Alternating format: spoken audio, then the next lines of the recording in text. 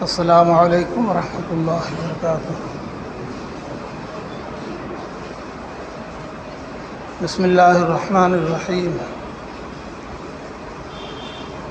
الحمد للہ رب العالمین والصلاة والسلام علی رسولہ النبی الکریم۔ اعوذ باللہ من الشیطان الرجیم، بسم اللہ الرحمن الرحیم۔ ظہر الفساد فی البر والبحر بما کسبت ایدی الناس لیذیقہم بعض الذی عملوا لعلہم یرجعون۔ وقال تعالی وما اصابکم من مصیبت فبما کسبت ایدیکم ویعفو عن کثیر۔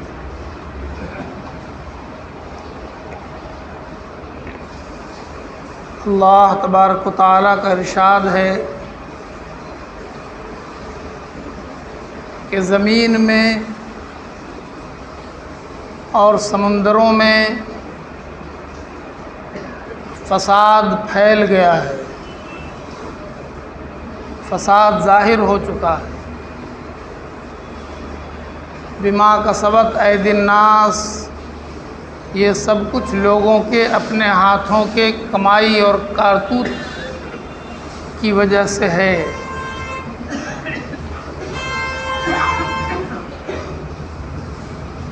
اللہ فرماتے ہیں ان کے بدعمالیوں کی، بعض بدعمالیوں کی سزا ہم چکھا دیں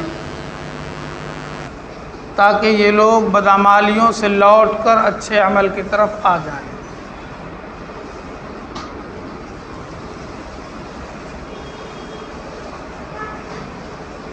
ابھی ہر طرف سے ایک ہی آواز سنائی دیتی ہے۔ حالات کو جاننے یا آواز کو سننے کے جتنے ذرائع ہیں، کہیں سے کوئی اچھی خبر سنائی نہیں دیتی ہے، ہر طرف سے بگاڑ اور فساد کی خبریں سنائی دیتی ہیں۔ اور اس میں اس کو تھوڑا سا اور غور سے سنا جائے تو یہ بات بھی اچھی طرح واضح ہوتی ہے کہ یہ بگاڑ اور فساد کا سب سے زیادہ اثر ہم پر پڑتا ہے، آپ پر پڑتا ہے۔ یعنی جنہوں نے اللہ سے رشتہ جوڑا ہے، لا الہ الا اللہ محمد رسول اللہ پڑھ کر اللہ کے فرما برداروں کے رجسٹر میں اپنا نام درج کرا لیا ہے، اس وقت کے تمام فسادات کا زیادہ اثر انہی پر پڑتا ہے۔ کسی نے ٹھیک کہا ہے کہ صرف زمین ہی نہیں اور صرف سمندر ہی نہیں، اب تو تمہارا حال یہ ہے کہ تیری بربادیوں کے تذکرے ہیں آسمانوں میں۔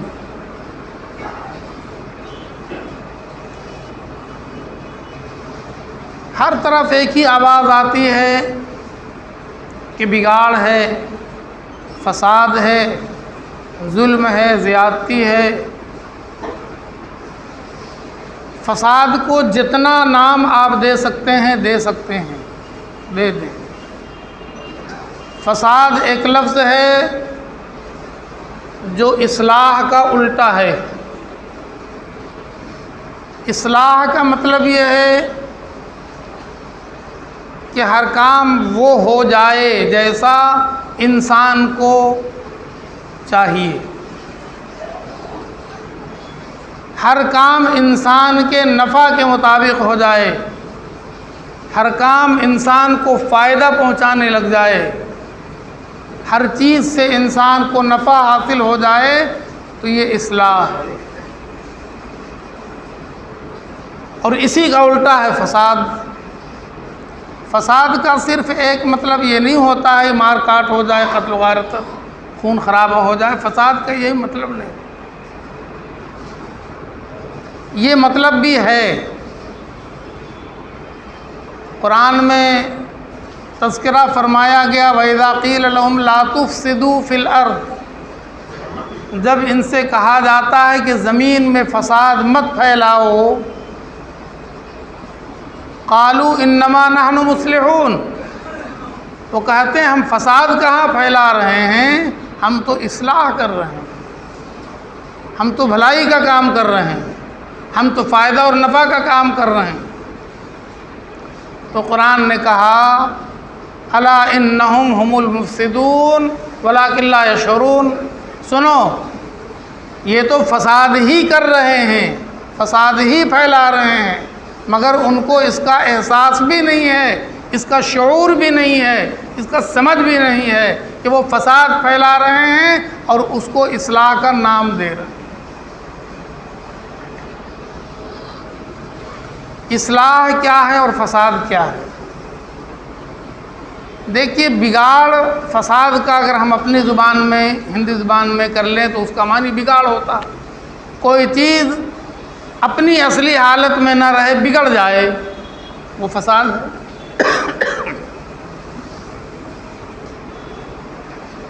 دودھ جب وہ اپنی اصلی شکل میں ہے، آپ کو نفع پہنچانے کی اس کے اندر صلاحیت موجود ہے تو وہ ٹھیک ہے،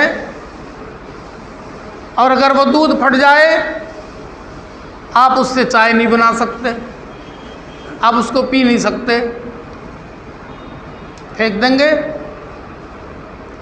دودھ کا فساد اس کا پھٹ جانا ہے۔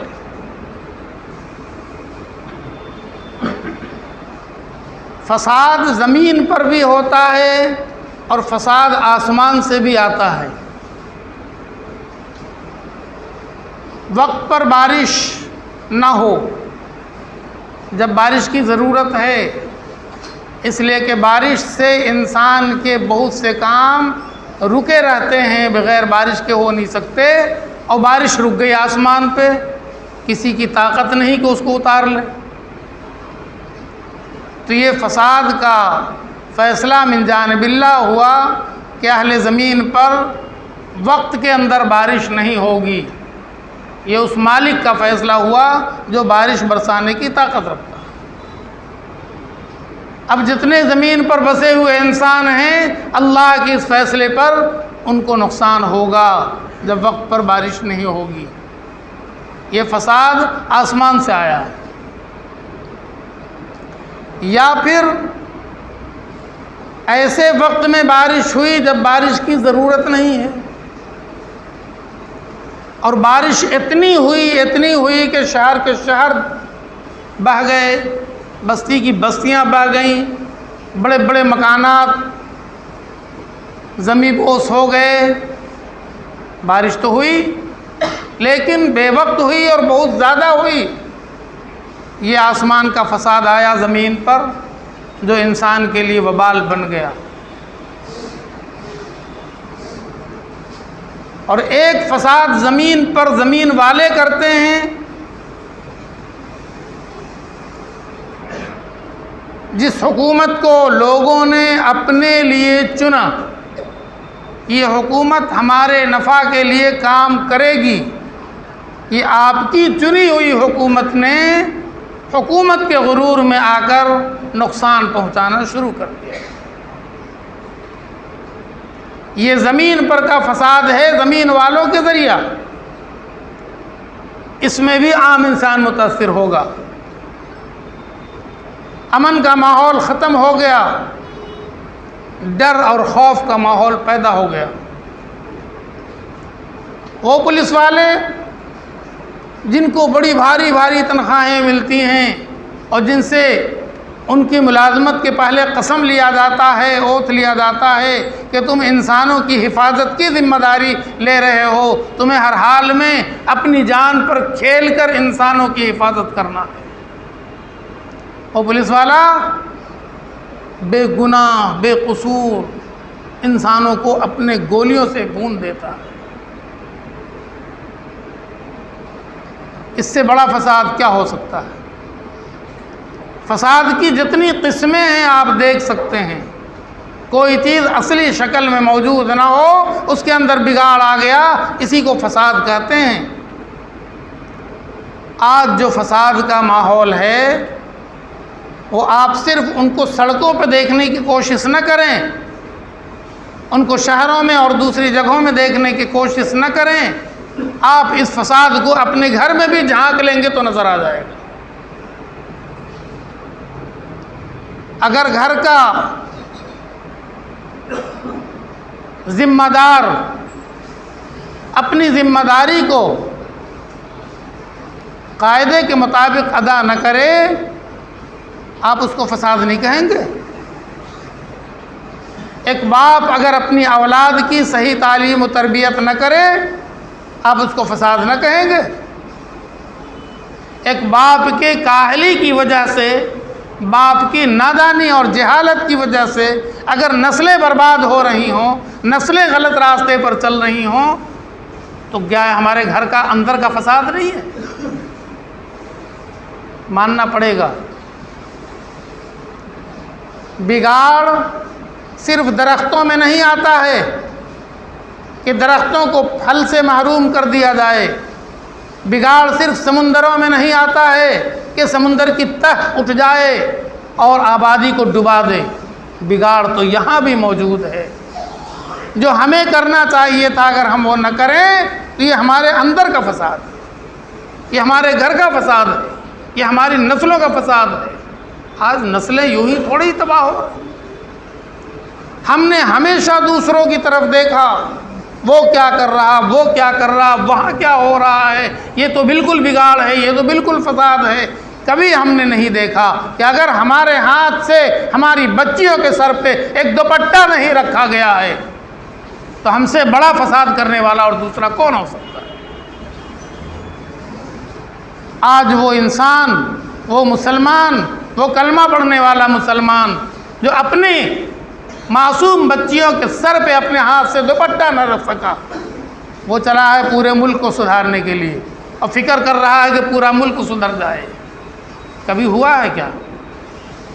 جب ہم خود کو سنوارنے کی فکر نہ کریں، ہم خود کو بنانے کی کوشش نہ کریں، ہم خالی امید کا خواب دیکھتے رہیں کہ ساری دنیا میں اصلاح ہو جائے، ہو نہیں سکتا۔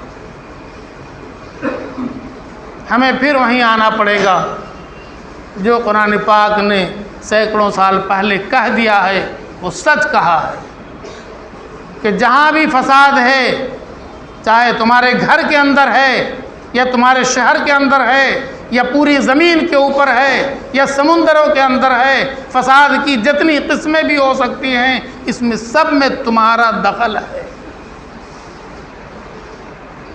ظہر الفساد فی البر والبحر بما کسبت ایدی الناس، یہ زمین پر اور سمندروں میں فساد پھیل گیا، فساد ظاہر ہو گیا، یہ انسانوں کے اپنے ہاتھوں کی وجہ سے،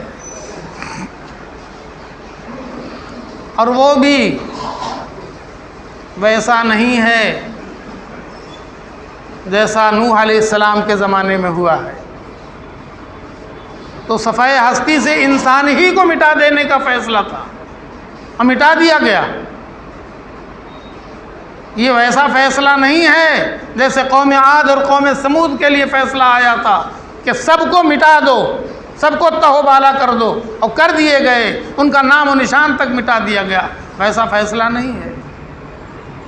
اللہ فرماتے ہیں لِيُذِيقَهُمْ بَعْضَ الَّذِي عَمِلُوا، ان میں بعض لوگوں کی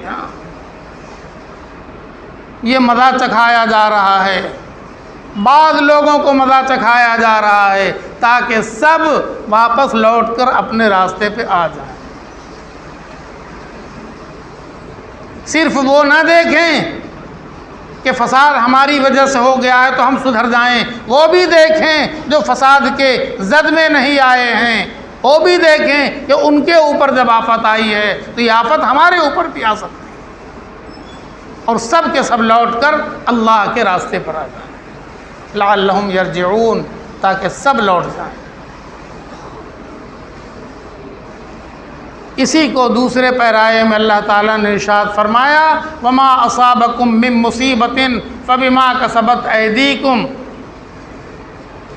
مصیبت کا رونا تو روتے ہو، وجہ نہیں تلاش کرتے ہو کہ مصیبتیں آتی کیوں ہیں۔ وما اصابکم من مصیبت فبما کسبت ایدیکم، تمہارے ہاتھوں نے جو کیا ہے ذرا اس پر تو غور کر لو، اسی کا تو اثر ہے، اسی کی تو وجہ ہے جو آج تم مصیبت کی زندگی گزارنے پر مجبور ہو گئے۔ اللہ فرماتے ہیں وَيَعْفُو عَنْ كَثِيرٍ، ہم تو زیادہ تر لوگوں کو معاف کر دیتے ہیں۔ اور اللہ نے فرمایا کہ اگر ہم سب کو پکڑنے لگ جائیں، ایک ایک کو، جس نے بھی دنیا میں چھوٹا سا بھی غلط کام کیا ہے اس کو ہم وہیں کا وہیں پکڑنے لگ جائیں، تو فرمایا ایک بھی نہیں بچے، پھر ان کی زندگی کا کوئی مطلب باقی نہیں رہتا ہے۔ وَيَعْفُو عَنْ كَثِيرٍ، ہم تو زیادہ کو معاف ہی کر دیتے ہیں۔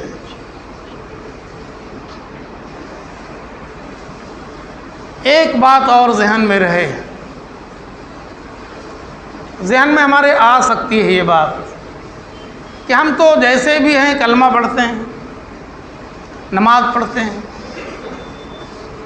لیکن ہم سے بہت زیادہ تعداد ان کی ہے جو اللہ کو مانتے ہی نہیں، کافر ہیں، مشرک ہیں، بت پرست ہیں، وغیرہ وغیرہ، اور کچھ اور ہیں۔ تو ہم ہی کو کیوں کہا جاتا ہے کہ تمہاری وجہ سے؟ وجہ اس کی یہ ہے انہوں نے تو اللہ کے رجسٹر میں نام ہی نہیں لکھایا، انہوں نے تو کلمہ ہی نہیں پڑھا، ان کا معاملہ تو آخرت میں ہوگا کہ جہنم کے سوا کوئی جگہ ان کے لیے نہیں۔ لیکن لا الہ الا اللہ محمد رسول اللہ پڑھنے والے کی سوچ کیا ہے کہ ہم جنت والے، ہم جنت والے۔ اور اللہ کا وعدہ بھی ہے، اللہ کے رسول صلی اللہ علیہ وسلم کا وعدہ بھی ہے کہ جس نے لا الہ الا اللہ محمد رسول اللہ پڑھا ہے وہ جنت میں جائے گا، اس میں کوئی شک نہیں ہے۔ یہ کلمہ جنت کی کنجی ہے، کلمہ مل گیا تو جنت ملے گی۔ لیکن جب کلمہ پڑھ کر ہم نے اللہ کے مخصوص بندوں میں، اللہ کے خاص بندوں میں، اللہ کے فرما بردار بندوں میں اس کی رجسٹر میں نام لکھا دیا ہے، تو کیا اس کے بعد ہمیں نافرمانی زیب دیتا؟ جنہوں نے کلمہ نہیں پڑھا وہ جو چاہیں کریں، ان کو تو ان کی بھاری سزا ملے گی۔ لیکن ہم نے تو یہ سوچ رکھا ہے کہ ساری سہولتیں ہمارے لیے، ہم کلمہ پڑھنے والے ہیں، ہاں، اور ماشاءاللہ سب نمازی ہیں، ہر نماز میں، ہر نماز کی ہر رکعت میں کیا کہتے ہیں؟ ایاک نعبد و ایاک نستعین، ایاک نعبد و ایاک نستعین، میرے اللہ ہم صرف آپ کی عبادت کرتے ہیں، ہم صرف آپ سے مدد مانگتے ہیں۔ ایاکا کا یہی مطلب ہے، ایاکا کا یہی انداز ہے جس انداز میں اس کا ترجمہ کر رہا ہوں، صرف اور صرف تیری عبادت کرتے ہیں اور صرف تجھ سے مدد مانگتے ہیں۔ کتنا بڑا دعویٰ ہے! ایک نمازی روزانہ کم از کم 30 40 50 مرتبہ روزانہ ایاک نعبد و ایاک نستعین کہتا ہے، اور مسجد کے گیٹ کے باہر نکل کر نہ جانے کہاں کہاں سر جھکاتا ہے، نہ جانے کس کے آگے ہاتھ پھیلاتا ہے۔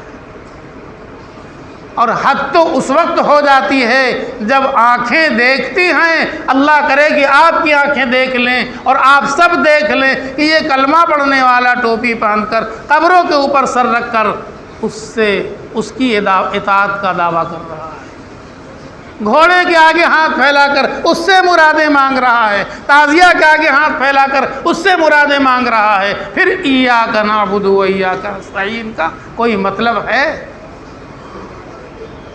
40 مرتبہ روزانہ کہتے ہیں اللہ ہم صرف تجھ سے تیری عبادت کرتے ہیں، صرف تجھ سے مدد مانگتے ہیں، اور زندگی میں کوئی عمل ایسا نہیں ہے جو ہمارے اس دعوے کو صحیح ثابت کرے۔ ہم تو عربی نہیں سمجھتے ہیں، لیکن اللہ تعالیٰ تو سب کچھ جانتے ہیں، اللہ تعالیٰ سب کچھ دیکھ رہے ہیں کہ میرا بندہ کہہ کیا رہا ہے اور کر کیا رہا ہے۔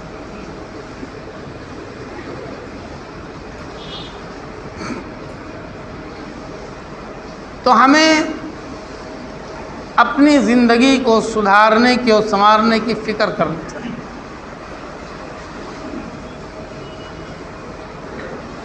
یہ فسادات عذاب کی شکل ہے، یہ فسادات عذاب کی شکل ہے۔ مرزا مظہر جان جانا سے دہلی میں لوگوں نے کہا کہ حضرت یہ نادر شاہ نے قتل و غارت گری کا دہلی میں بازار گرم کر دیا، بے تحاشا خون ریزی ہو رہی ہے۔ مرزا مظہر جان جانا بہت بڑے اللہ کے ولی تھے، بہت بڑے اللہ والے۔ جب لوگوں نے کہا کہ حضرت یہ نادر شاہ کسی غیر مسلم کا نام ہے کیا؟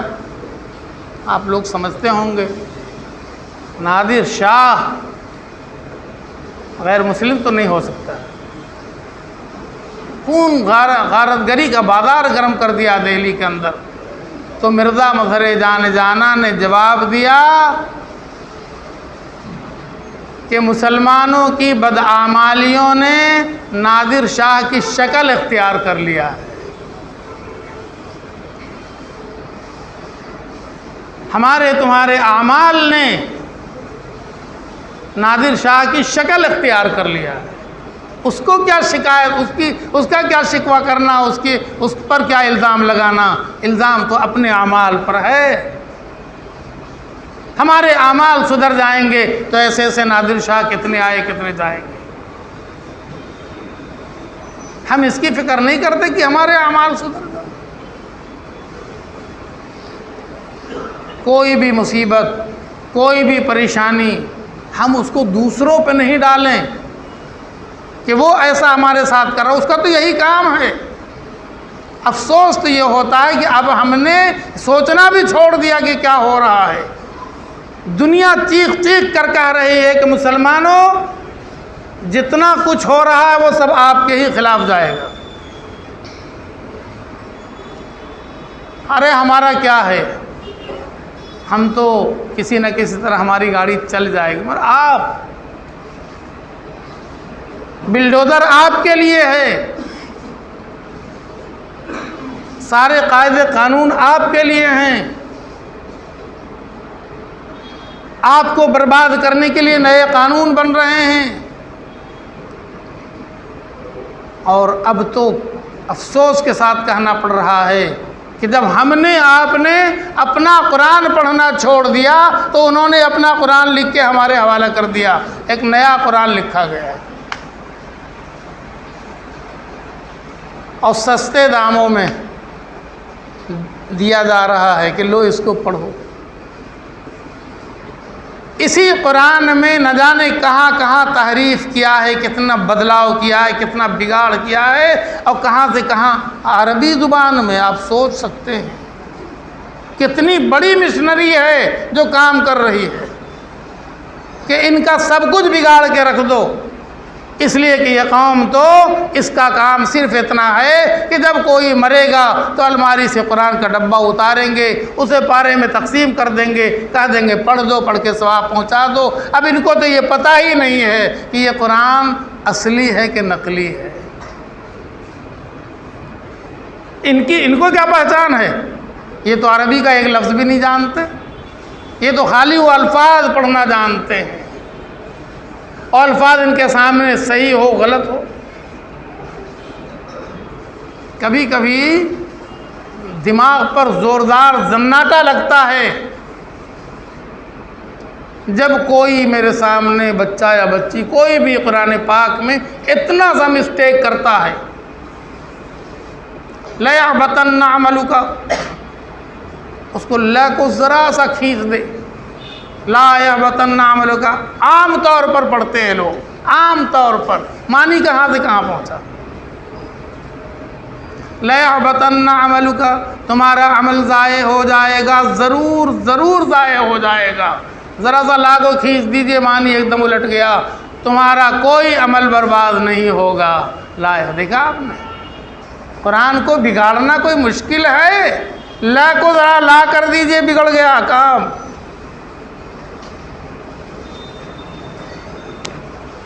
وَإِذِ ابْتَلَىٰ إِبْرَاهِيمَ رَبُّهُ، جب آزمایا ابراہیم کو ان کے رب نے. اور عام طور پر جو پڑھتے ہیں وہ تو خوب پڑھتے ہیں، ذرا ایسے بھی کوئی خدا نخواستہ کوئی پڑھ دے وَإِذِ ابْتَلَىٰ إِبْرَاهِيمُ رَبَّهُ، تو معنی کیا ہوگا معلوم ہے؟ ابراہیم نے اپنے اللہ کا امتحان لے لیا، ثواب مل گیا. اب وہ ثواب پہنچا دیجئے ابا کو، اس گناہ کا ثواب پہنچا دیجئے. انما یخشی اللہ من عبادہ العلماء، قرآن میں کیا ہے؟ انما یخشی اللہ من عبادہ العلماء، بے شک اللہ سے ڈرتے ہیں علماء، اللہ کے بندوں میں جو علماء ہیں وہ اللہ سے ڈرتے ہیں. بس ذرا سا اس میں خدا نخواستہ کوئی مسلمان گناہ کر لے، اتنا سا غلط پڑھ دے، انما یخشی اللہ من عبادہ العلماء، نعوذ باللہ من ذالک، کہ اللہ ڈرتے ہیں علماء بندوں سے. ملے گا نا ثواب؟ پہنچے گا ابا کی روح کو، وہ تو کروٹ بے چین ہو جائیں گے کہ یہ میرے بیٹے نے ہمارے لیے آگ کیوں بھیج دیا. بس سمجھ لیں کہ ہم نے اپنے قرآن کو صحیح پڑھنا نہیں سیکھا، لیکن وہ غلط قرآن لکھ کے آ گئے ہمارے پاس، اب وہ بانٹ رہے ہیں، اب وہ مسجدوں میں رکھ دیں گے، الماریوں میں، لوگ آرام سے اٹھائیں گے، قرآن خوانی میں جا کے پڑھ لیں. تو ہمیں اپنا دین سیکھنا ہے کہ نہیں؟ ہمیں اپنا قرآن سیکھنا ہے کہ نہیں؟ ہمیں اصلی اور غلط کو پہچاننا ہے کہ نہیں؟ ان کا تو جو کام ہے وہ کر رہے ہیں، کہ ہمارا جو کام تھا وہ ہم نے کیا کہ نہیں، اور ہم کر رہے ہیں کہ نہیں، دیکھنے کی بات تو یہ. اور قرآن پاک ہی نے ہمیں ان مصیبتوں سے نجات کا طریقہ سکھایا ہے. اللہ رب العزت نے ارشاد فرمایا وَمَا كَانَ اللَّهُ لِيُعَذِّبَهُمْ وَأَنْتَ فِيهِمْ وَمَا كَانَ اللَّهُ مُعَذِّبَهُمْ وَهُمْ يَسْتَغْفِرُونَ. عذاب کی یہ جو شکل ہے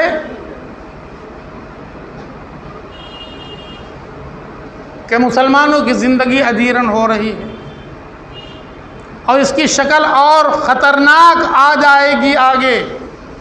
وہ دوسرے کہہ رہے ہیں، ان کو مسلمانوں پہ ترس آ رہا ہے، وہ کہہ رہے ہیں کہ مسلمانوں ابھی بھی سنور جاؤ، ابھی بھی سدھر جاؤ، ابھی بھی لائن پر آ جاؤ. تم نے کہاں 1.5 اینٹ کی اپنی مسجد بنا رکھا ہے؟ ان کی نظر میں تو تم سب برابر ہو. وہ کہا کسی مسجد میں جھانک کے جائیں گے پوچھنے کے لیے کہ یہ سنی کی مسجد ہے، وہ کسی مسجد میں جا کے پوچھیں گے یہ شیعہ کی مسجد ہے، یہ اہل حدیث کی مسجد ہے؟ وہ تو صرف دیکھیں گے مسجد ہے، اور مسجد میں مسلمان آتے ہیں، لہذا ہمیں وہ کرنا ہے جو ہمیں مسلمانوں کے خلاف یا مسجدوں کے خلاف کرنا، وہ کریں گے، وہ نہیں دیکھیں گے. اب ان کو روکنے کے لیے نہ شیعہ میں اکیلے طاقت ہے جو ان کو روک دے، نہ سنیوں میں اتنی طاقت ہے کہ ان کو روک دے، نہ اہل حدیث میں اتنی طاقت ہے کہ ان کو روک دے. جب تک یہ سارے کے سارے کلمہ لا الہ الا اللہ محمد رسول اللہ کی بنیاد پر ایک نہیں ہوں گے، ان کو روک نہیں سکتے ہیں.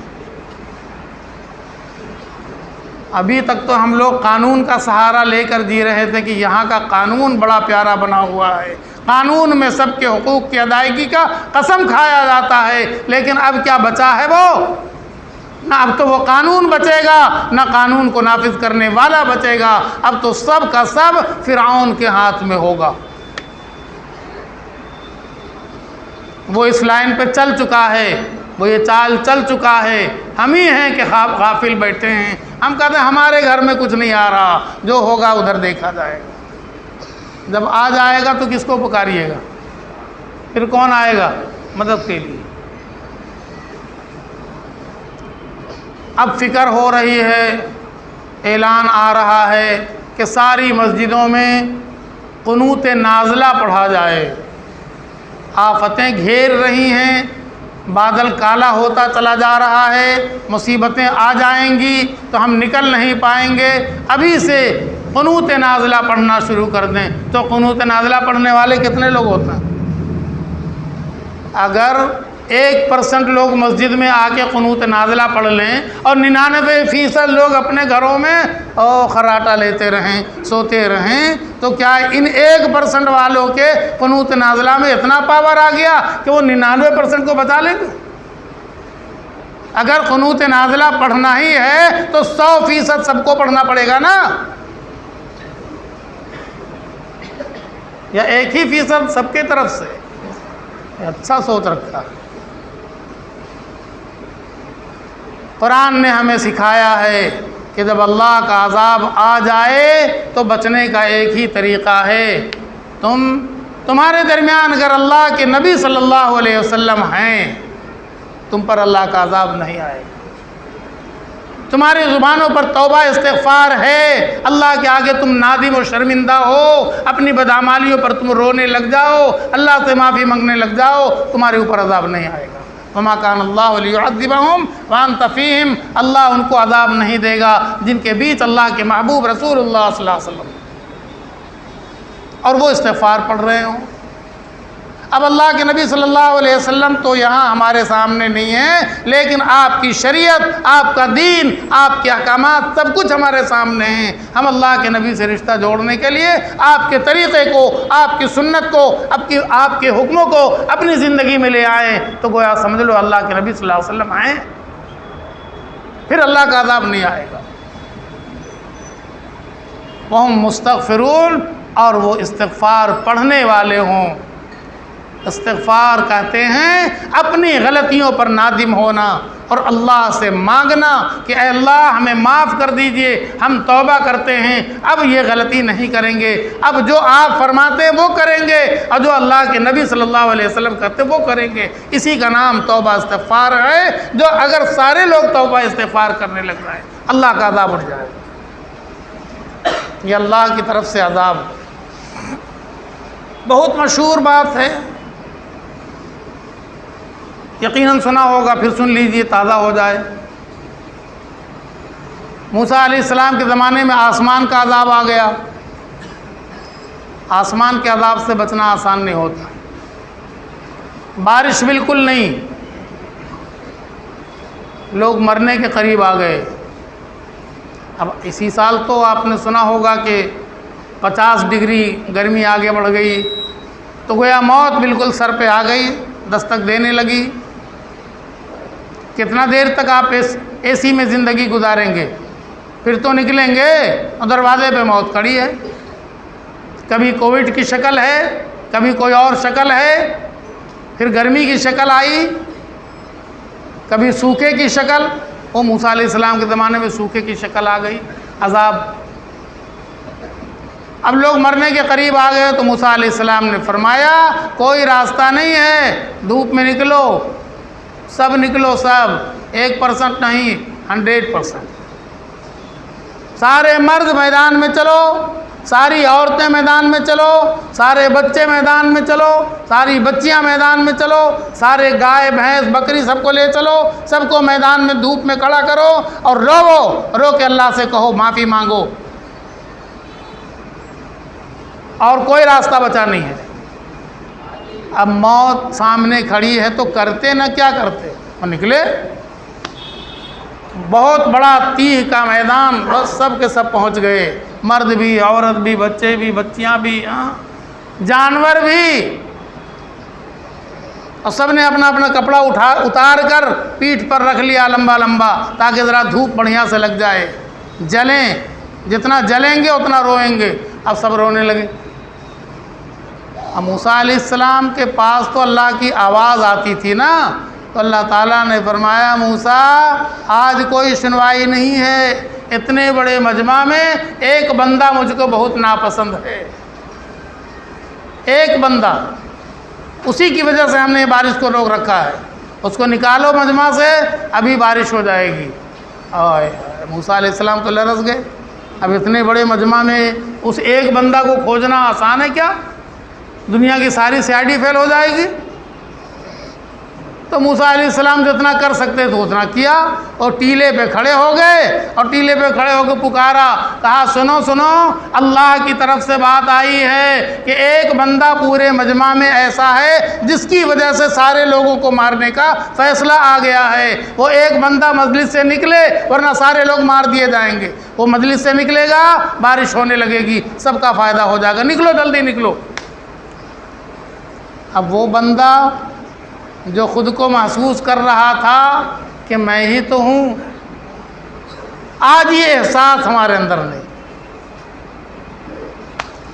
یونس علیہ السلام کو کشتی میں جب پکار ہوا کہ کوئی بندہ ہے جو اپنے مالک کا بھاگا ہوا ہے وہ اتر جائے ورنہ پوری کشتی ڈوبے گی اور سب لوگ ڈوب جائیں گے، تو یونس علیہ السلام کھڑے ہو گئے، انہوں نے کہا میں ہی ہوں۔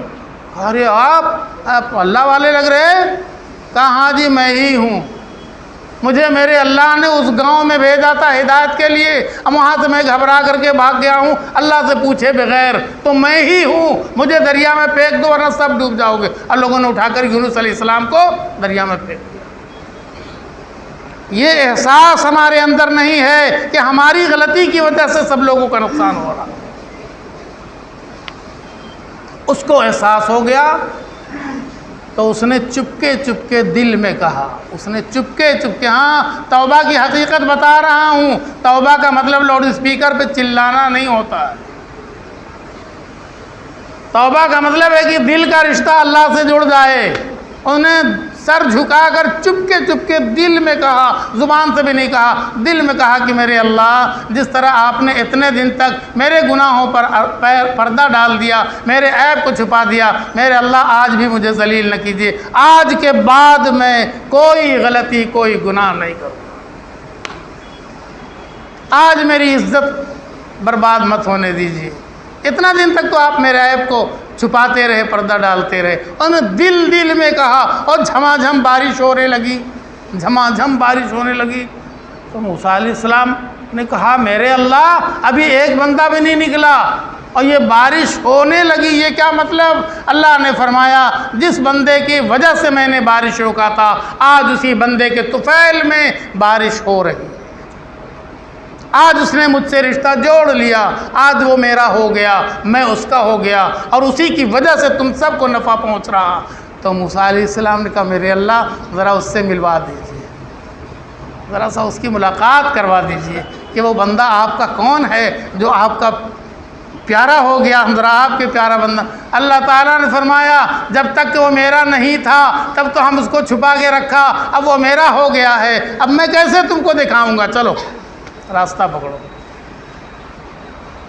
توبہ اسی کو کہتے ہیں۔ اللہ تعالی ہم سب کو توفیق عطا فرمائے کہ اپنے اعمال پر نظر کریں، اللہ تعالیٰ سے معافی مانگیں، اور جو کچھ بھی مصیبتیں مسلمانوں پر نازل ہو رہی ہیں یا ہونے والی ہیں اللہ تعالیٰ اس سے ہم سب کو، سارے مسلمانوں کو نجات عطا فرما دے۔ وآخر دعوانا